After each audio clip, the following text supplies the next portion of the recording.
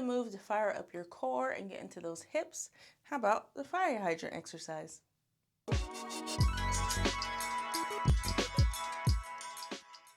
Dr. Marcia of Move with Marcia, and I'm hitting the ground to work on this fire hydrant exercise, but you could possibly do it from your couch if it's sturdy enough, or your bed if it's firm enough. Remember, everything on the internet is a suggestion. Make the advice work for you.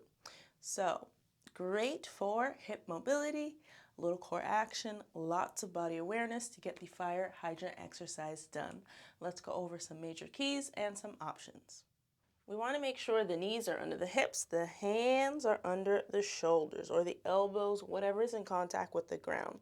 Because you can have fingers in contact with the ground, spread, gripping, squeezing, lock in those lats, and find the just right position of the pelvis. So we're not twerk teaming, we're not a scared cat, we're in between. So we engage and we're locked solid here. So could be hands down or it could be elbows down. Down on a chair, surface, blocks, whatever you've got. As long as you can get to that same height so you're nice and long in this table position, doesn't really matter.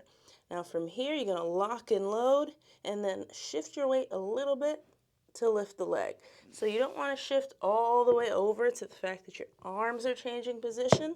You still wanna be right in the middle. So we're locked and loaded and we lift up. And wherever you get is where you get. Don't strain yourself trying to get a certain height and compromise the rest of the position. If this is all you got, that's cool. That's all you got.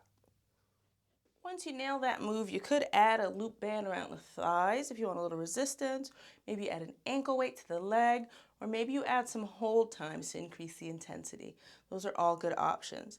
You can also lift from a block. You don't have to lift from the ground, and you could also maybe add an extra movement if you want.